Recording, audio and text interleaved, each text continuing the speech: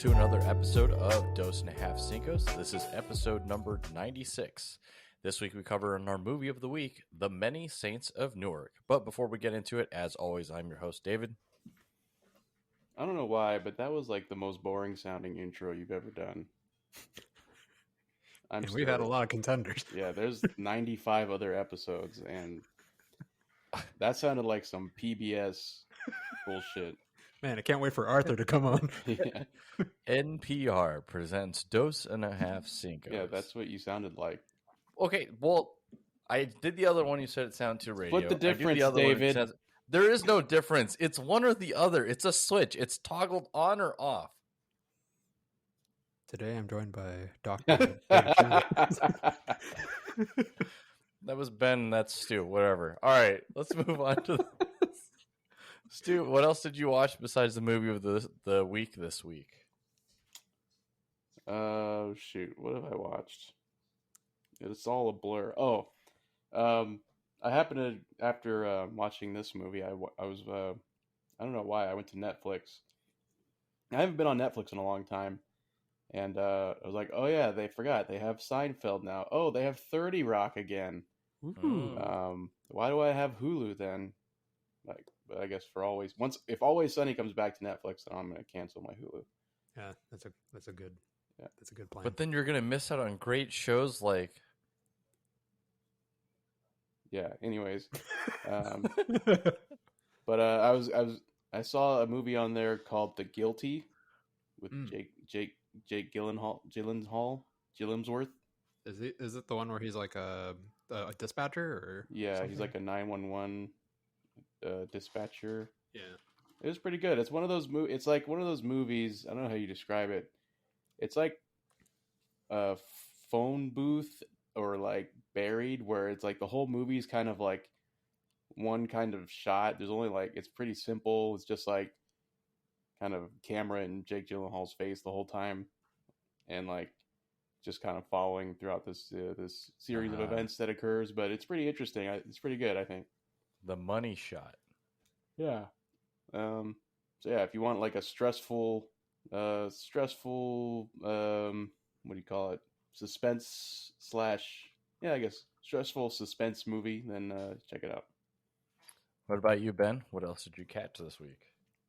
I watched two movies. They're both rewatches, but they were all in anticipation for the upcoming Venom movie, which I have no interest in seeing, so I don't know why. And yet you rewatched stuff for it. And I did. I rewatched. There's only one before that. I watched it twice. No, I watched two different Venom movies before this. I rewatched Upgrade. How's that related to Venom? Okay.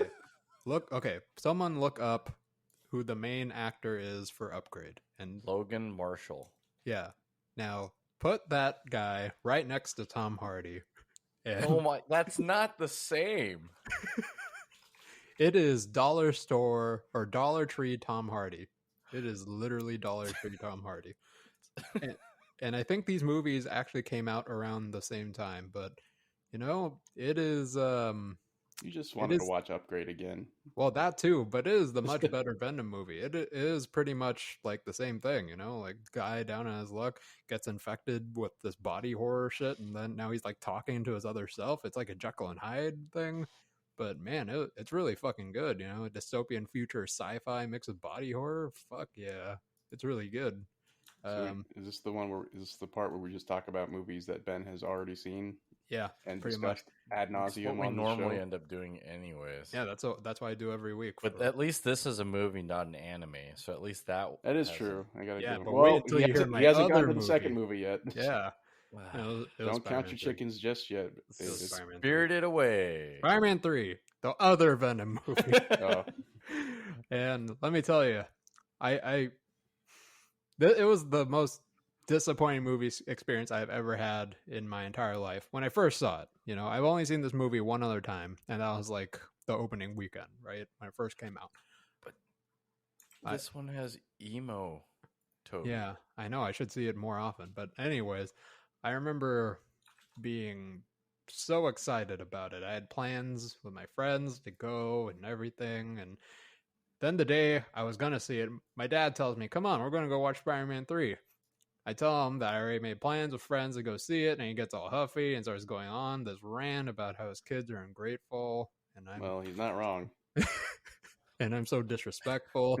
And then he starts blaming my mom for my upbringing, like, the whole 9 yards. My mom's crying and shit. So I finally give in, tell my friends I can't make it and whatnot, and then we just go, the two of us. And it really fucking sucks because when we got there, I actually see my friends there, and they're just giving me a really weird look, just like, what, you fucking blew us off, why are you still here? And I'm just with my dad and just trying to shy away. But anyways, we're watching the movie, and you always talk about how you get annoyed with people, like, kind of like, talking or Yeah, like that's my doing other segment. shit. What are you doing? Yeah, well, here's my segment on it. All right, that's my dad. He is fucking whispering to me every fucking 5 minutes about like a fucking car that drives by or something on like in a shot or something. He's like, "Oh, that car was made in 1943." Brr, brr, brr, brr, brr. Right? So I could not give a shit about this shit. Anyways, finally, Stan Lee makes his cameo appearance, right? And I got a good chuckle out of it, and I pointed out, I'm like, "Hey, it's Stan Lee," And my dad just gives me the blankest stare and asks me who the fuck that was. So I proceeded to stop the movie and just I told the projectionist, turn it off, cut it. So after that part, though, afterwards, he went on about the fucking building they were standing outside of, like in that scene, because Stan Lee was like standing there, and like I tried to quiet him up at that point because I'm just like, all right, I just want to watch the movie. Shut up. I'm trying to watch it. So I try to shush him up. He then says that room level voice, stupid kid. And he stayed quiet after that. Now, it was, I would find out later after returning home that I was grounded. Anyways, I don't remember much of the plot of that movie until I rewatched it last week, and man, did that just make that experience even worse. Man, good times. What do you watch, David? Wow. I got through 50% of To Those Who Wish Me Dead, and I stopped watching.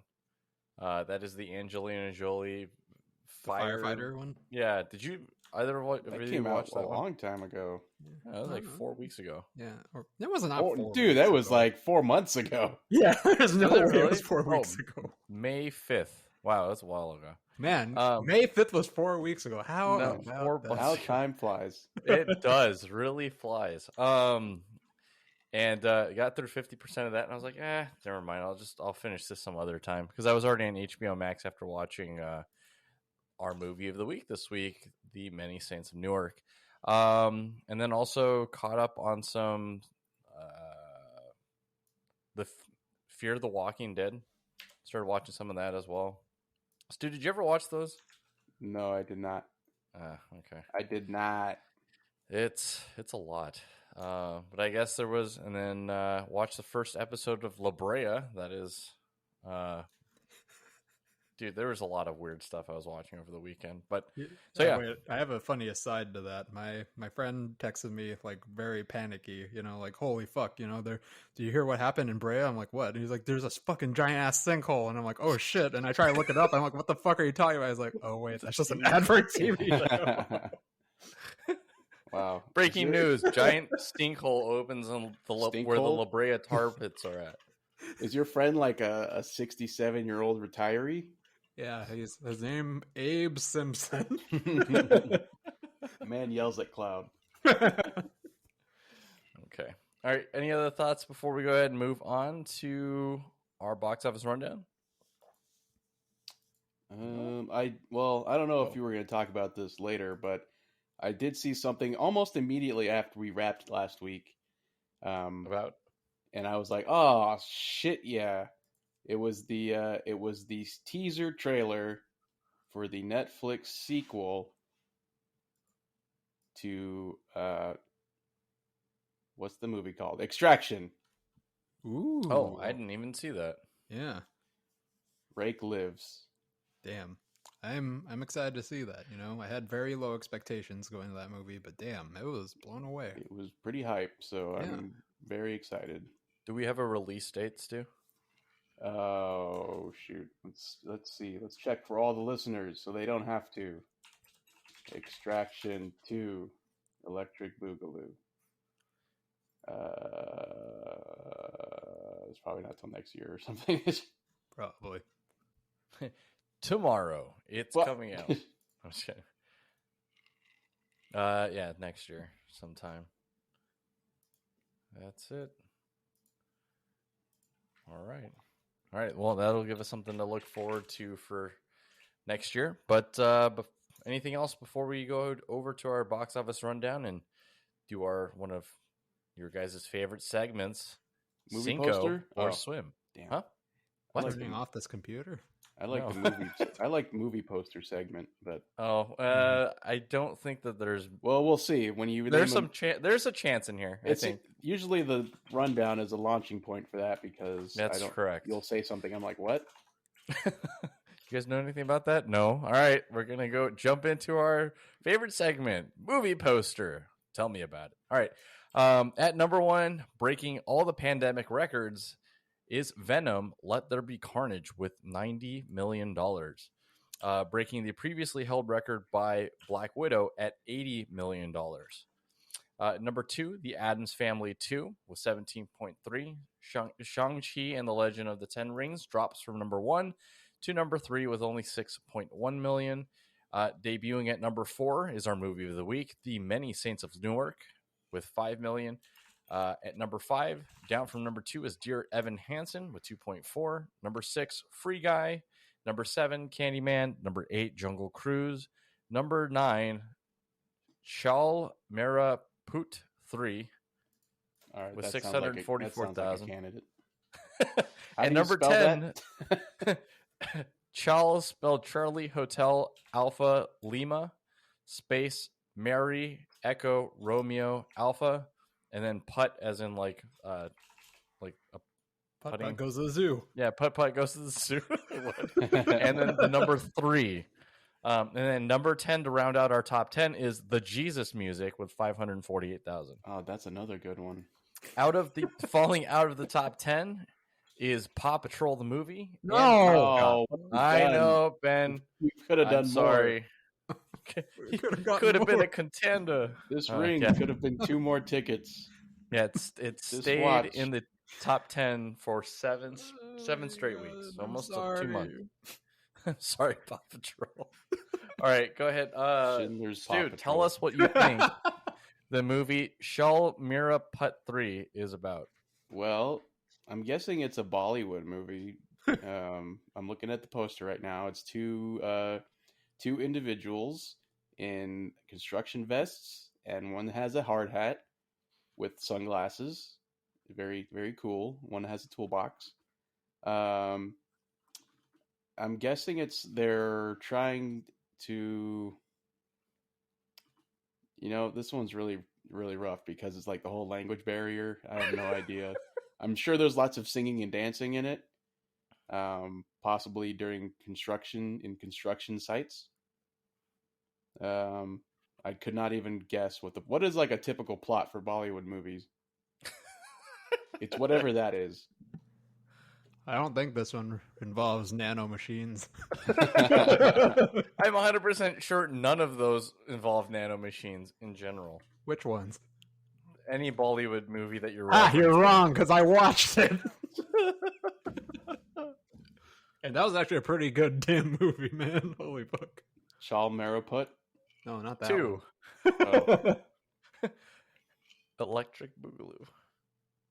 Putt. Oh yeah, I also watched. Going back real quick, I watched Happy Gilmore. Okay, moving on. Oh wow. Well, how could you skim over that? I forgot. All right. You forgot. It's Happy Gilmore. It's one of those movies that Stu watches all the time. Okay, we can move Yeah. on.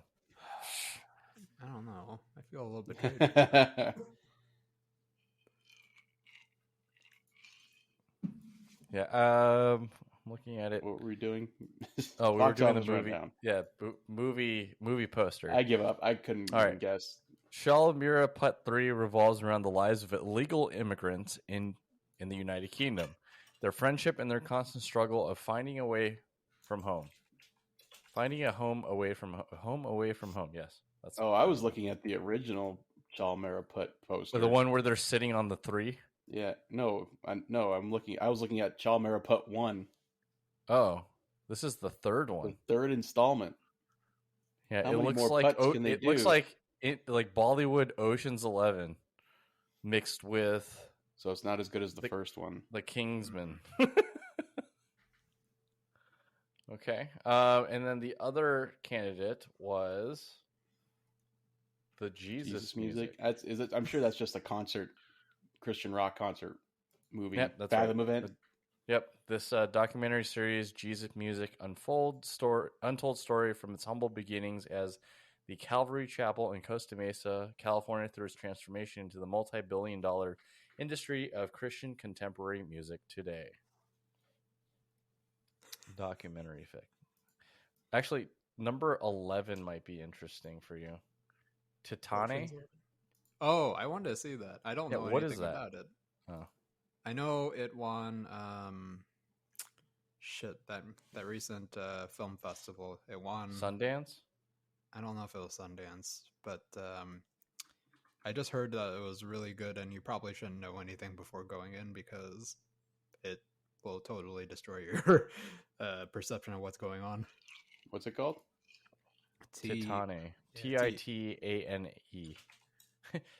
It's Titania. I thought you said if I slept with you, I wouldn't have to touch one of these drunks. Duff Man says a lot of things. Yeah.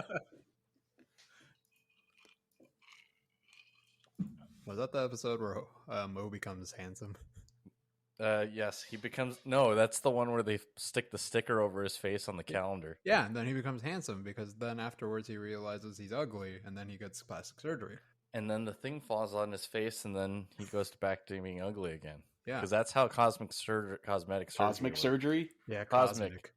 His face was horror out of surgery. this world. All right, so we're going to go over here to the Orion constellation. Cut this out here. We're going to move this up and stitch it back to Sagittarius B star. Stu, thank you for expanding on that. It's just expanding, just like the cosmos is forever expanding until the heat death of the universe. We have Neil deGrasse Tyson as our... or the acceleration of mass will tear everything apart. And well, shit. There'll be nothing left. That doesn't sound right, but I don't. But I don't know enough to say no. So I don't know about. Thank you. I don't know enough about cosmic surgery to dispute it. Cosmetic surgery. Okay, guys. Any thoughts before we move off of this and move to Cinco or Swimo? Let's just do the Cinco or Swimo. Yeah. Okay, here we go. Yeah. Last week we got a preview for the Last of Us movie with Pedro Pascal as It's Joel. a TV series. Mm-hmm. Right? How did I miss that? Yeah. And Bella Ramsey as Ella. Wait, what was her name again? Ellie. Ellie. That's what it is. I thought it was just a screenshot of them. Mm-hmm. It was just a screenshot. So With the back of the head. Yeah, are you guys interested in that, Cinco or Swimo? As long as they don't just fucking club Pedro Pascal's head in like the first 5 minutes, I'll be good. No. It's based off of the first games. Yeah, I know, but I don't trust anyone now. So That's very true. Well, stick a Mandalorian head on, like helmet on him for the entire series. I'll say Swimo. Okay. So last week there was also news that the director for Thor: The Dark World, Alan Taylor, would like his movie to receive a Snyder Cut treatment as well. Because, and you've also seen one of his movies this week, which is The Many Saints of Newark. So, based on your guys' interests, Cinco or Swimo? I never saw Dark World, so I'm going to say Cinco. Okay. Book of Boba Fett is going to have its... Are you drunk? Boba. I'm already 2 drinks in, and I'm You more said sober Bubba. than David. Oh. Yep. Book of Boba Fett. Boba Gums. Boba Gump. Releasing December 29th. So I guess this one's not really so much a Cinco or Swimo. It's more of a scale. Like, how excited are you guys for this before the end of the year? I guess. I mean, is coming out at the end of the year? December 29th, literally like 2 days before the end of the year. I mean, I guess. I mean, I'll watch it. Okay. Hopefully not on any kind of Star Wars or Disney fatigue. Hopefully my cooldown has reset by then. Yeah, cooldown reduction on the armor stacks. Okay. I'm gonna be cautiously optimistic, but I don't know because this is, I feel, a major live-action Star Wars series that's going to take place after Mandalorian, and they haven't done anything yet. So I don't know what to expect. Is it going to be good? Is it going to be trash? Who knows? Okay. Tom Holland says that Spider-Man No Way Home is the most ambitious superhero movie ever. Cinco or Swimo? I mean, I guess we'll be the judge of that when it comes out. I mean, I guess the idea is pretty ambitious with the whole multiverse and everything, but how does that work since Garfield keeps coming out saying that he's not in it? So is it confirmed that we actually get Tobey Maguire and Andrew Garfield in No Way Home? Well, can we do a quick spoiler thing here? You're going to spoil the movie that's not even out yet? Yeah. Quick spoiler tag. Okay. All right. There has already been test footage of Andrew Garfield in the movie, so why does he keep denying it if it's already... I'm pretty sure someone has a gun up against his head. Here's my question. Why does anyone care that he's in the movie? He was like the worst Spider-Man. Those were like the most abomination movies that were ever made in the whole Spider-Verse. It's not so much the that Andrew Garfield's going to be in it and he's representing, the Amazing Spider-Man, but it's more the Emma Stone. It's the implication. Wait, you keep saying that word. Imagine, are we in danger? No, these Spider-Men are not in danger. These Spider-Men are off in their own. They're off in their own at sea. universe. They don't have. Is this movie out at sea on a boat? Just gotta get them on the boat. It's the implication. Okay. So you guys heard last week about the Super Mario movie with the headliners. One of the original stars of the live action, who played Luigi, John Leguizamo, is not happy about the fact that the entire cast is all white. He wanted there to be some, as he coined it, Latin flair. John, hey, sorry, Mr. Leguizamo. I love your stand-up, your one act or your one man shows on HBO a long time ago, but and John Wick, but Mario and Luigi are Italian. Mamma mia! So Cinco or Swimo? I think I've made my stance clear just now. Figure I had to say it. I've heard some other qualms about it. Not so much that they're all white, but it's like they didn't even get the original Mario voice actor to voice Mario, which is kind of weird. Or just any other notable voice actors. I feel like that's wait. What if he didn't want to be attached? Is it not to live action, or is it? No. Oh, it's animated. Yeah. Oh, okay. Yeah, I don't know. I feel like there's just some people or just some actors that do not translate well into voice acting. Yeah.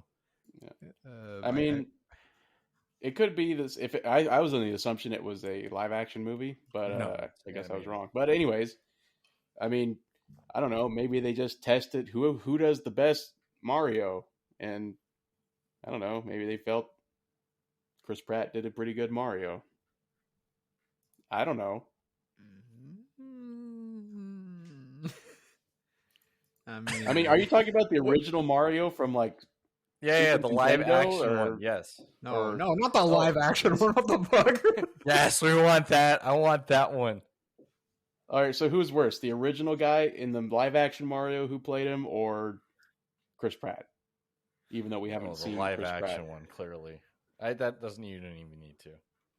Well, I mean, until Chris Pratt injects his religious sermon into the Mario voice, I don't know. Okay. All right. Bob Hoskins. That's sounds like a medical school. Welcome to the Bob Hoskins University.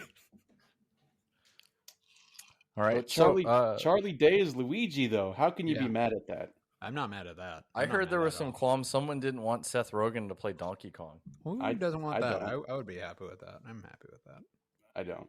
I didn't say who. I just said I heard someone. Does Donkey Kong even have a voice? Yeah, it's okay. And he says bananas a lot. So he should just be playing one of those Crocs from Donkey Kong 2. Oh yeah, that would be awesome. K. Rool? Yeah, damn, not who's K. gonna be K. Rool? No, I could see him as K. Rool. Or just one of the Christopher Walken as King K. Rool. Yeah, I could do that. I don't even know. I've never even heard Donkey Kong speak in anything. Then you have never seen the Donkey Kong show that was on Fox Kids. No, I have not. that was a trip. Okie dokie. All right, some other news. ScarJo and Disney have settled out of court, and that she is excited for future collaborations, which was repeated by Disney. What do you think? Do you think they will actually get to work together in the future, or they're just saying that to save face? 5 or Swimo? I don't care. Yeah. Oh, okay. Their third option for rich people complaining about their rich problems. Abstaino? I don't know. There Abstaino. See, how now that's a choice? Only when Stu asks. What the fuck? I think that's pretty reasonable. No, that's not. Just accept it, Ben, and move on. No, I don't want to move on. The fuck this impression. 14 years later, Jerry Seinfeld is apologizing for subtle sexual tones from the Bee Movie. What? 5 or Sumo. Seriously. He went on, I forgot which talk show host it was, but he went on there and apologized for the sexual undertones that were present in Bee Movie. What? Exactly. Because apparently the bee is very interested in the woman. He is. I mean, we're all a little bit furries, right? I mean, that's fine. That's not furry. That's a... What is that? Yeah, who is being offended by a cartoon I don't know. He romance apologized between a bee and a cartoon lady? On The Tonight Show with Jimmy Fallon, he apologized. Are you sure he apologized and wasn't making a stupid joke? Like it was like a sarcastic apology? I don't know. That can't be real. Look it up. I'm seeing it. I'm not doubting that it occurred. I'm just doubting the implication. There's that word again. None of these bees are in danger. I think it's a clever marketing ploy because his business analysts realized that merchandising and DVD sales from the Bee Movie have gone and taken a dive in the past year. So in the past 14 years since it was released? The past year. Pay attention, David. Anyway, so he has to go on Jimmy Fallon and just say anything about the Bee Movie. And now look, we're talking about it. Yeah, we're advertising it. It's on Amazon Prime. Go check it out. You guys gonna watch it again? It's on Netflix, actually. Ooh. I know our movie for next week. Make sure to mark every time that there is a sexual underpinning in the Bee Movie. So here's the part that it's talking about. He's saying that he realized it afterwards it was not really appropriate for children.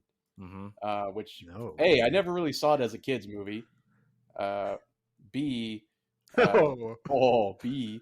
Are you trying to tell me that any Disney movie or animated movie that has some kind of romance between two characters is not appropriate in a children's movie? Because what about The Lion King? What about Aladdin? There's some pretty deep topics that are breached. Yeah, but it's not like a bee trying to fuck a lady, What's wrong with that? We need to normalize. You can do whatever you want. We need to don't give normalize- people unreasonable expectations of what they can achieve. All Yeah. right. If you want to be a bee and bang a lady, then you go for it. No one's going to stop you.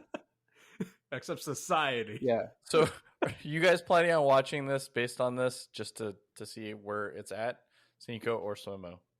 Bee movie? Mm-hmm. No, Cinco. I'm not going to watch it again. Well, it depends. Are we talking about the regular B movie, or are we talking about the Japanese cut? No, the porn parody was it? Bees Nuts movie. I don't know. Oh, I'm Nice gonna have to try. just put yourself on timeout. All right. I guess it's very fitting that this follows. The McRib is back on November 1st. Cinco or Swimo? I never really got into that very much, so I'm just kind of neutral. Swimo. I know Ben will swim in an ocean of McRibs, but Oh man, I would drown in that. I would drown in that ocean. I'll probably get like one if I just happen to be by one and it's still going on. One time I ordered 6 and I ate them all. Every year I get hyped for it and I get it and I'm like, why You're was I like, hyped for this? I remember I don't really like this. The best part I'm a about vegan. Yeah. The best part about that sandwich to me is the onions. Barbecue. No. No, the onions are great. Yeah. Yeah, those dude, Mhm. McDonald's onion game is second to none. It is pretty good. You know, Like, I like the onions on their burgers, the onions on the McRib. Yeah, I like the diced onions. You know, the finely diced onions. Yeah. Mhm. I don't know how they do it. I don't know. Okay. All right. Last week, news was released that Kojima, Sony, and Konami are working together to produce a new Silent Hill game for PlayStation 5. What do you think the chances are that we are just seeing the fleshed out version of PT? Cinco or Swimo? That seems like it'd be the path of least resistance. What do you think? Would you guys like to see PT turn into a full-fledged Like game the or actual- something different? The game that they were supposed to make. Yeah. Mhm. I'd Okay. like to see it, but I highly doubt it's going to be anything resembling what they originally envisioned. Yeah, would or you say think they're just gonna go with a different chapter of the Silent Hill IP? Yeah, probably. I mean, like, there were so many big names attached to that project. You know, we had Norman Reedus, we had Guillermo del Toro, we had horror, like, comic book writer, like Junji Ito, you know, like, I don't know if all of them are coming back. You know, they got burned pretty bad. Why would they, fucking come back to Konami, who's just like, yeah, sure, open arms, no tricks here. We're not going to stab you in the back. Like, For the fans. oh, yeah, come here, give me a big hug. Stab in the back, you know? It's just, I don't know. So you think this is just a solo project at this point? I don't even know. These are all rumors, right? I mean, there's Mhm. nothing substantiated yet, so I'll believe it when I see it. Okay. Speaking of fan support, cancel culture strikes again. No boy. When Gina Carano was fired from The Mandalorian, Lucy Lawless became the Twitter Army's next champion to replace her on The Mandalorian. As she tells it, because the hire would have looked like pandering, any connection to the Star Wars universes ended, even though she was already in discussion as a possible addition. So I guess the question is, would you have liked to see Lucy Lawless to replace Gina Carano as Cara Dune, or in Star Wars at all, Cinco or Swimo? I'm going to go... I mean, I guess if it's anyone, I mean, she's kind of like trying to find someone like resembling the original character. Although she's like a lot older, so I don't know. Mm-hmm. She's, I think, 15 years older than Carano. Yeah. What I would really like to see is for Gina Carano to come back, but I don't know if that's going to happen. Yeah, her political stances are very toxic, I guess. I don't know if I would call it that, but... Well, I mean, in terms of... It's not agreeable to the general showrunners. Populace. Not even to the populace, houses... to the showrunners. Yeah. So if you were to pick a replacement for her, if she's not available or, she's burned her bridge too much, who would you think would be a worthy replacement, if not Lucy Lawless?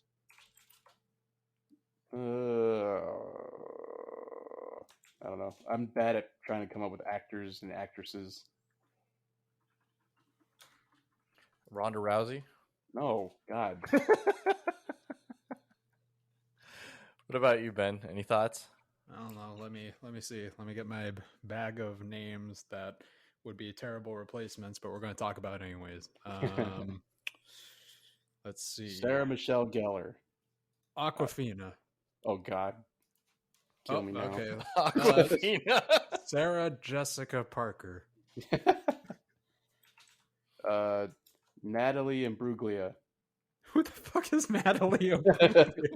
Did you say Natalie Imbruglia or Natalie Arugula? What the fuck? I heard arugula. What the Yes. fuck? The answer Who's is yes. that? Yes, I said.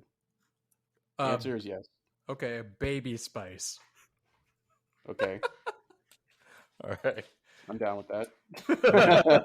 And then last of all, we were kind of given a little bit of a sneak preview for Guardians of the Galaxy's holiday special, which will be releasing around Christmas. They said they will be revealing the best MCU character of all time. So if it's not something that's already been out, what do you think it is? According to who? According to whoever released the tweet from Disney, saying Guardian of the best Galaxy is MCU holiday character? special. It's not a new character, but it's somebody who hasn't been part of the MCU, I guess. I don't know. I feel like the best MCU characters have already been introduced. So unless there's, I don't know, people I don't know about, which is very likely. And here comes the unfollow from King Bowie 555. What do you think? Is Bowie there a will best say character that he's like, I can't believe they haven't released this character yet? Yeah, probably. And here come the pretzels. Who are some? Throw out some names that aren't it, if you know it, Ben. I don't know. Adam Warlock. Fucking Nova. Fucking Magneto. Fucking. What about Magneto's been. Oh no, Well, he's it's not not Jubilee. X-Men, I guess. Well, I guess if you're saying it's not MCU, if it's like, oh, it's Wolverine or something, then okay. But if it's something obscure, like what's that guy who's like Thor, but he's like a horse or something?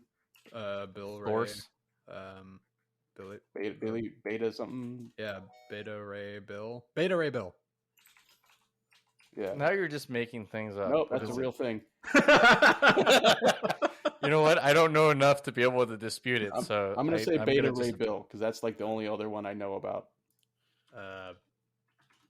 Well, Wait, do you think? Oh wait, they said Marvel MCU hero. Do you say hero? Hold on. According to the tweet, this is from James Gunn.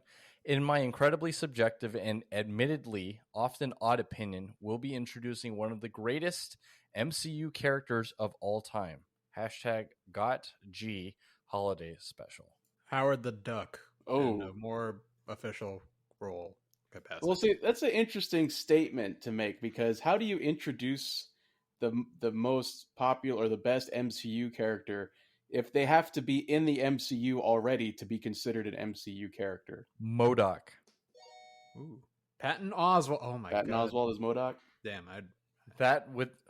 So would that put it over the top if that was the case? But they already introduced. I mean, I don't know if it's in the MCU. Probably no, it's not in the No, MCU. no. But I don't know. that'd be cool. MODOK, Yeah, Patton Oswalt is MODOK. yeah. Beta Ray Bill. I don't know. Squirrel Girl. Did he? Is there an answer? Squirrel or you Girl's just- already been talked about. Oh. She is being released in the next Deadpool movie. Oh. She is played by the actress who does the AT&T commercials. Damn. Oh, Squirrel Girl or whatever. Mm-hmm. Man, let me tell you about this AT&T girl though. Oh my Van god. here we Van go. Trump. Let's go. Let's go. She is Squirrel Girl. Is that the one he was talking about? Yep, that's her. Oh. I thought there was something more to it. But Nope, that's it. That ain't it, but damn, that's a lot of it. I know. I mean, I'm nothing. I like the AT&T girl, but you know, I don't know. Squirrel Girl, okay. Yeah. I've Yeah. never heard of that character before. See, they are trying to normalize furries. Sure. Like it was odd in the first place. Yeah, sure. Yeah, who said it wasn't normal? Yeah. Guys, right? Guys. Jordan Peele sweating.gif. Alrighty. Are we done with this segment? We've been Yeah, we talking are. We're about done this with for, like- Cinco or Swimo. All right, let's move over to our movie of the week this week, The Many Saints of Newark. Stu, tell us about it. Hey, oh, bada bing. And bring the prosciutto and the Gabagoo. and the gabagoo. Where the gabagoo? And bada bing. Did I say that one already? It is. Mamma mia. That's one of spicier. I forgot what they say. I'm doing the thing where they like flick their fingers off their chin, like that thing. Okay. You know what I'm talking about? Nope. I Okay. never saw Sopranos. And It's I don't like remember a Mario pretty doing common that. Italian thing, I think. But You, you want unlimited breadsticks and a salad?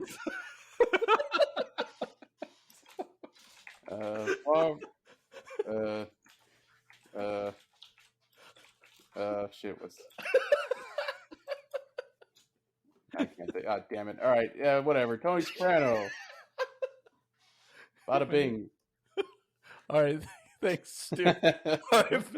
When you're here, you're a family. We're the Many Saints of Newark. All right, Ben, what were your thoughts on either the synopsis or the movie? You can pick. I'll let you. Well, David, tell me, do you like the movie Goodfellas? Yeah. All right. Well, Stu, do you like The Sopranos?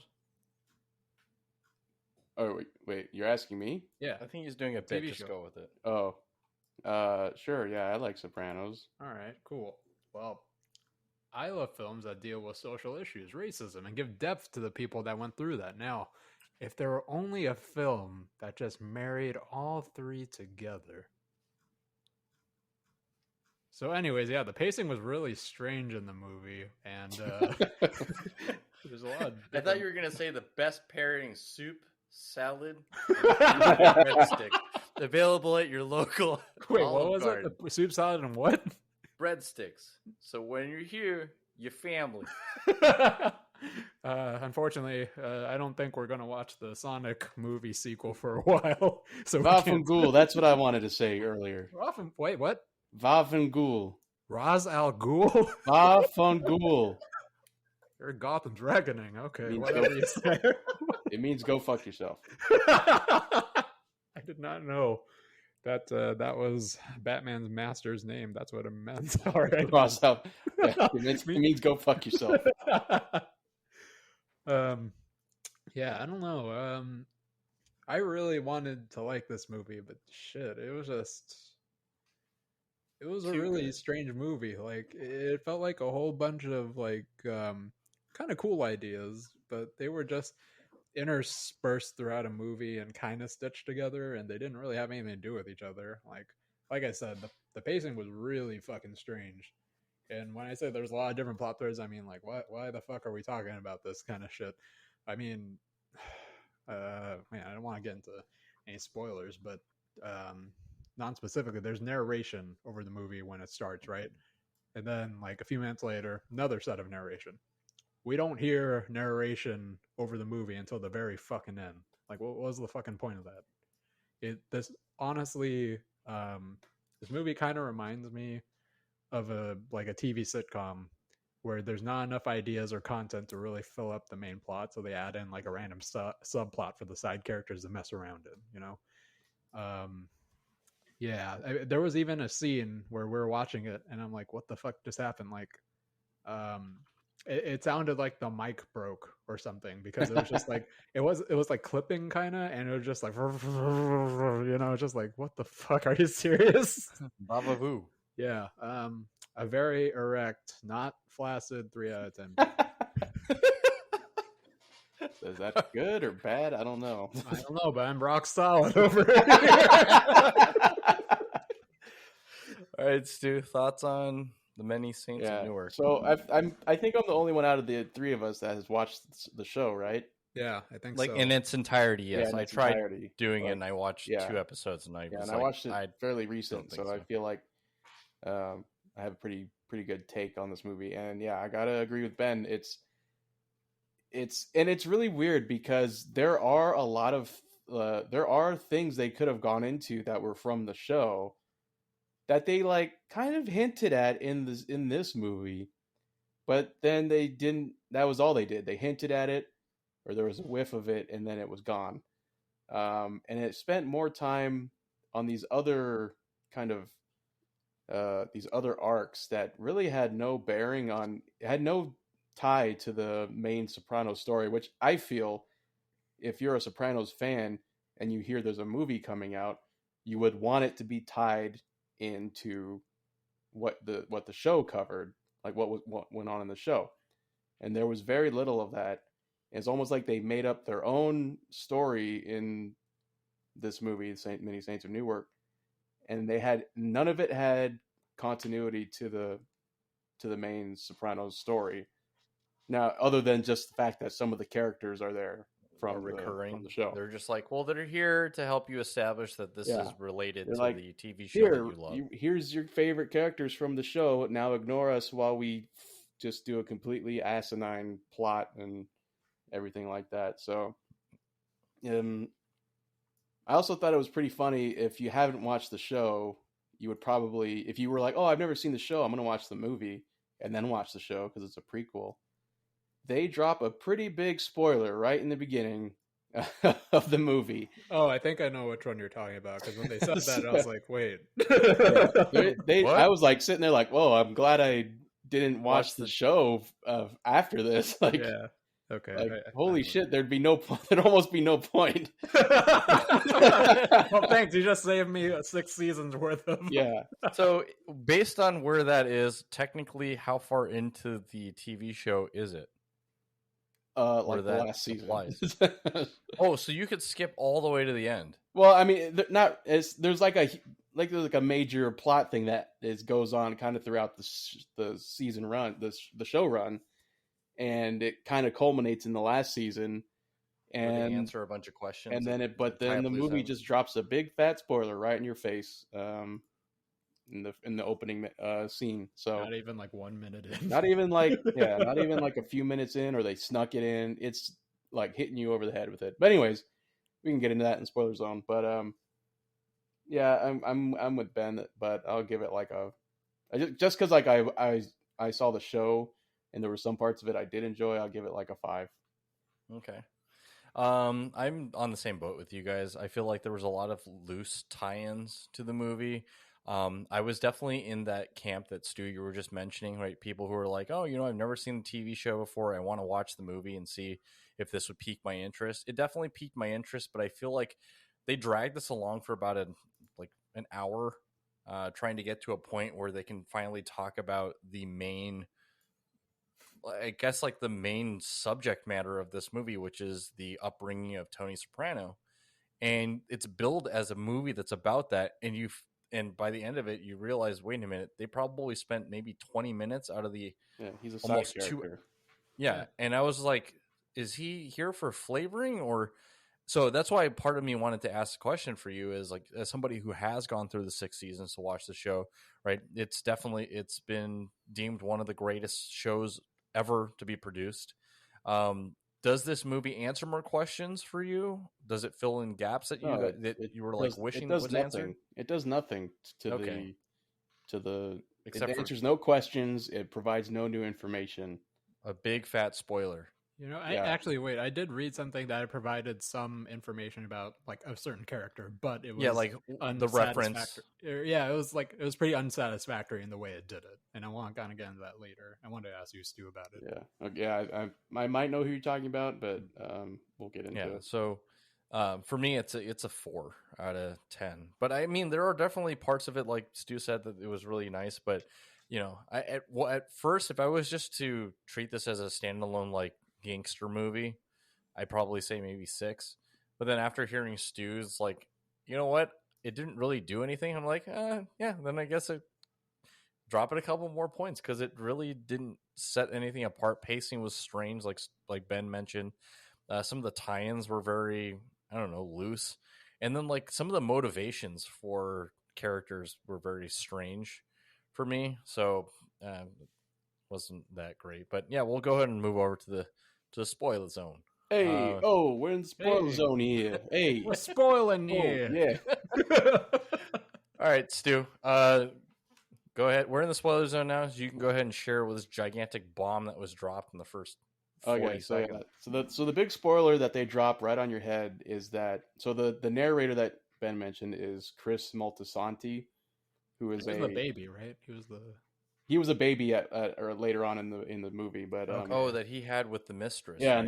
and the old lady was like, some babies can know things from the other side or something. Yeah, I hated that part because I mean I knew that they were referencing something in this, in the TV show, and I'm just like, holy fuck! Just everyone look at the camera now and just wink, just get it over with. Jesus Christ! So basically, what that was is, throughout the show run, they're Tony Soprano and Chris Moltisanti he's kind of like he's like the mentor to Chris, and he's like bringing him up, trying to like put him into like a leadership role and blah blah blah.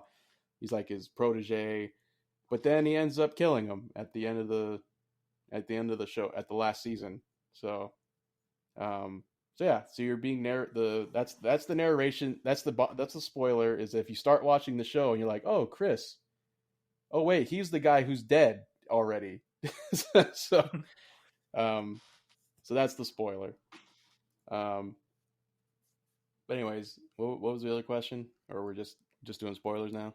Yeah, we're just doing spoilers. But Ben, I think you had something for Stu. Oh, right.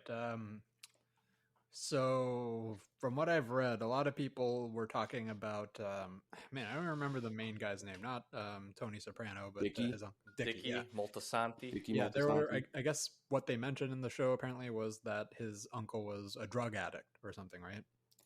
Yeah, there was some, and that's kind of where this movie kind of falls flat, is there were a lot of things mentioned in the show that were kind of here in the movie, but not expanded on or completely ignored. Yeah, and I guess I think that was one of them. Yeah, the drug use was something that they kind of, I feel like they mentioned it once, and I don't think it was very well, established. It was like he was trying to get it. Tony was trying to get it for his mom because she mentioned it once or something, right? Right. And it was just like they kind of left it at that, and it was like, oh, these are drug addicts. Look at him; he had drugs in his pocket. That was it. Just like. That felt very unsatisfying as an explanation for that. It was just like, I don't know. It kind of was a good representation of the whole movie. Just like a whole bunch of things that didn't really pay off at all. Harold's whole storyline. Like, was he part of the TV show? That's. Wait, are you serious? That's one of the reasons why this movie didn't make any sense. Wait, he was not in the TV show at all. That whole arc between Dickie and Harold has never mentioned in the show. It has no bearing on anything ever happening in the main show. How can you say that? There was so much turmoil during that time between the blacks and the Italians trying to fight for. I wish they spent more time on that. I really wish. Really, I felt like that was in my opinion, I feel like it was such a distraction from the point of people. Like the movie in general was built as this, like, if you've ever had all these questions about how Tony Soprano became Tony Soprano, and you watch it and like here's a movie about Dickie Moltisanti. And it's like what? And then he's fighting Harold for 80% of this movie, and then just. And then just it's not even 80%. It was like for 20. That's what I mean. Like, I feel like I would have wanted to know like about Harold. I would have wanted to know about Dickie. I would have wanted to know about Tony. But guess what? They couldn't fucking decide what they wanted to do, so they tried to do it all at once. And guess what? Like, I could not care less about either of them now. Like, like it was just so bad on so many fucking levels. It's just like, please, just fucking pick a lane and stay in it. Like it was it was starting. I felt like it was starting to pick up a little steam when they had their shootout Mm-hmm. in the streets. Like, oh man, shit's starting to get real. Yeah. But then this whole thing, this whole struggle between the two characters is just kind of ends. Yeah. And Nothing and happens.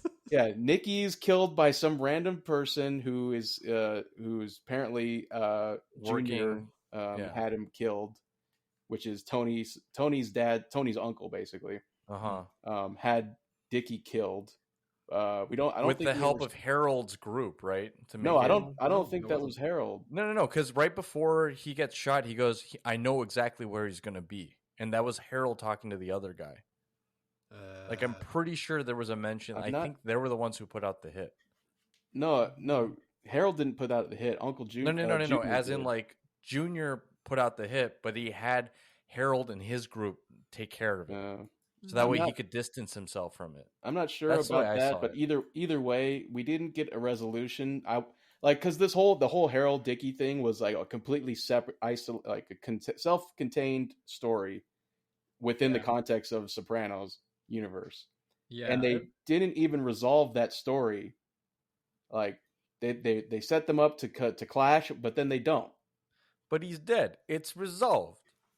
Yeah, I had like a tinfoil hat conspiracy theory about this movie, and it felt like one of those movies where there was a script, for a pre-existing movie already that sounded good on paper, but the executives walk over, look at it, and say, "Hey, you know what? We need to we need to get some brand recognition for The Sopranos. No one's been talking about it for a while, but hey, this one kind of takes place in the same time. Maybe we could work something out, So you was scratching my back, I was scratching your back." Yeah, so they kind of just jammed it in. It's happened before. There was a sequel to American Psycho that actually did the same thing, where there's a pre-existing script and some execs looked over and it's like, "Hey, American Psycho is doing pretty hot right now, and this is kind of along the same lines. Maybe we can work something out." What's really hot right now? Racism? Let's get that in there. Let's talk about that. Yeah, does it have any bearing on Sopranos? No. Oh God, no. But it's hot right now, so yeah. So let's just do a little virtue signaling, and we'll put out some feelers. Everybody wink. Yeah. And wink. I gotta say, the show itself, way more racist than anything the movie did. So that I. But it was also released at a different time, though, too. What, the show? Mm-hmm. Well, yeah, but so that's the kind of the weird thing, though, is that the show itself, it was I think it aired in like the late '90s to the early 2000s, mid 2000s, and so yeah, okay, it's different time, et cetera, et cetera. But they're doing a movie set in like the most tumultuous racial setting in like the past century, and you're gonna tell me that I'm thinking like the show did more racist things than the movie did. Yeah, I don't know. I felt like it was like a disservice because I felt like they were really ramping up to something, even when they had a specific scene pointing out the whole family to the riots. It's like, hey, look, I gotta show you something, and they see like the city burning. It's like, okay, we're gonna focus on this. Nope, it's over in like 2 minutes. That's it. Let's turn this over. Yeah. Like, let's never speak about the riots again, or the fact that Harold was taking part in it. That didn't matter at all. Just like, what the fuck? What would have been a really nice tie-in if The Sopranos wasn't already written would be for like Tony to essentially have this like arc where he's trying to hunt down his like uncle's killer, right? Somebody who ever put out the hit. Like, that's a whole different arc, but they can't do that because the show's already been written. Right. So I'm like kind of strange why they even injected that in the first place, except for social justice reasons. So here's this is like goes back to where we're all talking about how we all feel about this movie, and how I mentioned there were things in the show. There's like treasure chests of stuff they could have done in the movie based on the show. One of them was how Tony became a recognized figure in the organized crime world. Because they talked about that in the show. There's like a pretty detailed story, like dialogue about it, and so they could have gone into that, but we never even get like into that age of that we never get out of Tony's teenage years. So there was a whole story. There was a whole like when you I think when you see this trailer for the movie, you're like, oh great, like an origin story for Tony Soprano. We can see him do the thing that they talked about in the show, and you don't even get that. It's a movie about Dickie Moltisanti. Yeah, I feel like it's definitely one of those movies that had a lot of false advertising, that set you up for something you were not expecting. Oh yeah, John Bernthal's also in this movie. Yeah, what the fuck was that? Like, he was just there for like 3 scenes, and I'm like okay. Maybe, well, because there's some talks that there possibly will be a sequel to this. Not after this, there is. And they thought the biggest mistake was releasing on HBO Max and in theaters. Cinco dump. Ooh. Woo!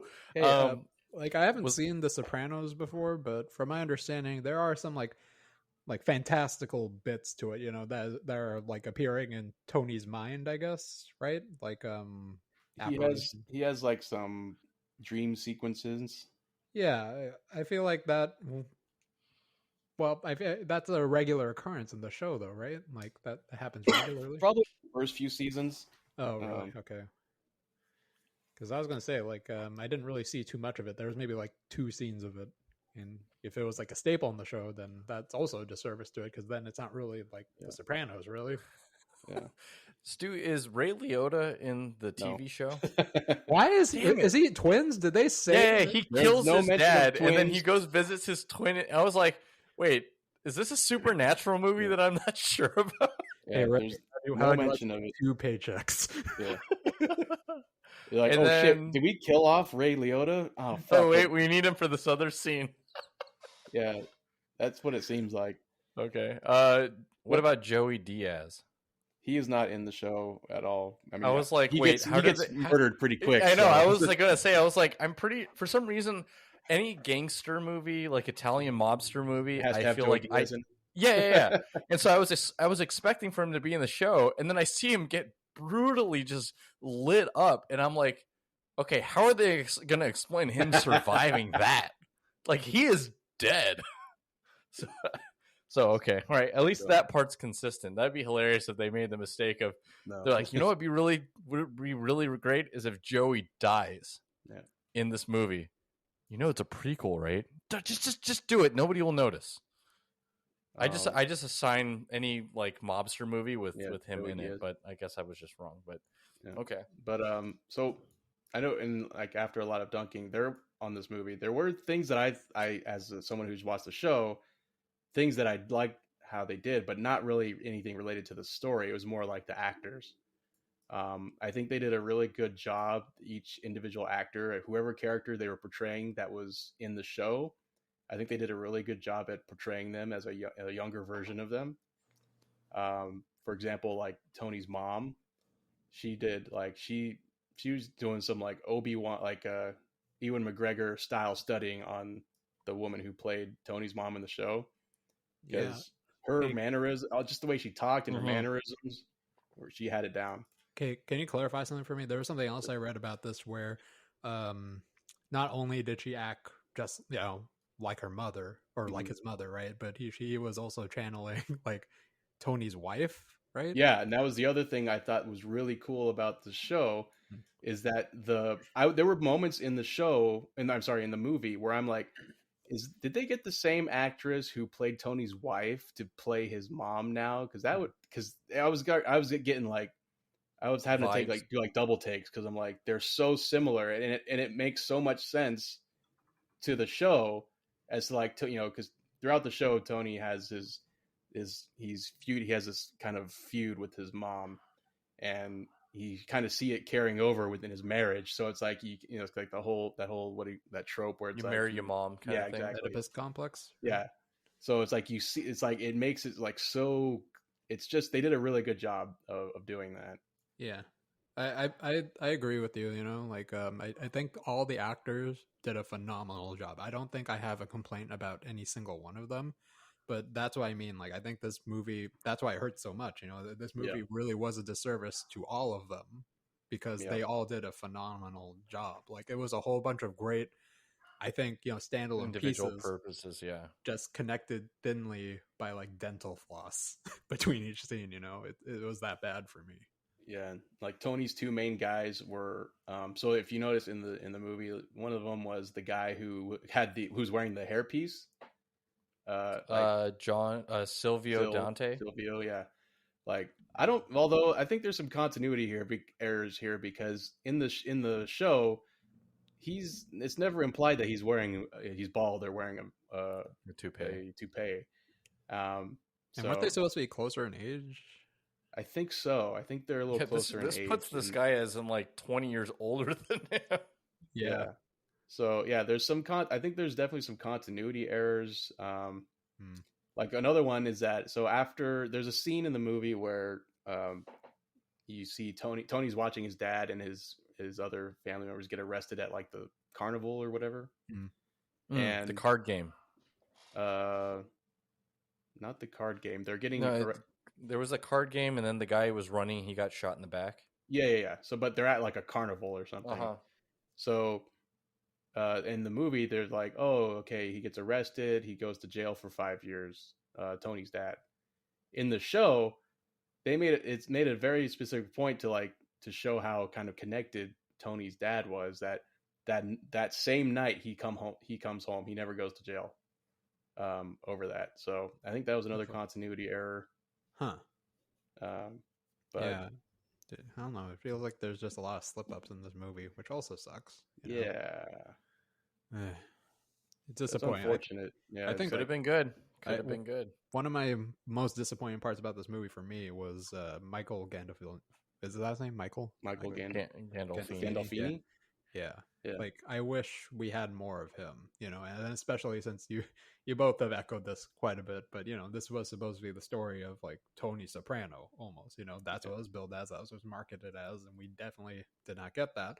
And Michael Gandolfini, I think he did a really, really good job, which really sucks because it's just so loosely connected to everything else that was going on. By the end of the movie, they're just like shoving this down your throat that it's like, hey, Dickie and Tony had this great relationship, remember? No, I don't really remember. Okay, fine, whatever you say. It's just like they really tried to force it, and I didn't see it. It was really unfortunate. And I hope we get more of him, because this is first. I think this is his first film, but he did a phenomenal job.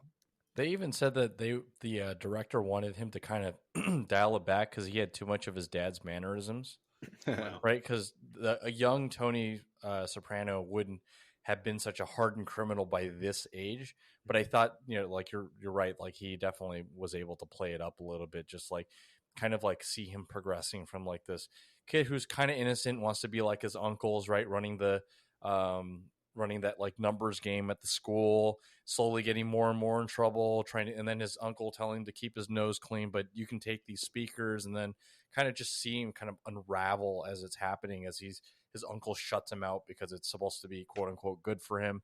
So it kind of makes sense, but I feel like the movie that we were promised was the last maybe 25 minutes. So that's probably the reason why that last 25 minutes should have been like the first 25 minutes of the movie, and the first 25 minutes should have been the whole nothing. An hour 50 minutes. I don't know. All right. Any other thoughts before we wrap this one up, guys? Yeah, I was just gonna say that the movie we could have got was because one of the things about the show or the Soprano family in general from the show is that because they're in New Jersey, they mentioned like the 5 families, and they're in New York, that's like the main like organized crime location. Everyone's operating out of New York, but they're the only ones in Jersey, and they're kind of looked down upon from the other families as just like this kind of whatever. Scummy. Yeah, like underdog kind of scruffy, like nobody, like they're not as good as them basically. So what it would have been an interesting story was telling the story of how they rose to such a powerful position, given that there are 5 other crime families, running things. So that could have been the movie we got. That should have been the movie we got, but we didn't get that. It's going to be the movie that we're going to get in the fewer Saints of Newark 2 or something, whatever. Okay. All right. We'll go ahead and wrap this one up for this week. Next week, we will be reviewing the new James Bond movie, No Time to Die. So definitely check us out wherever you're getting your podcasts, available on SoundCloud, Spotify, YouTube, Google, and Apple Podcasts. And also check us out on Twitch at twitch.tv/Dose and a Half 5incos. As always, I've been your host, David. And I'm Stuart. David's having a stroke. What? Do you guys smell toast? That's only in space. Why? What happened? In space, nobody can smell your toast.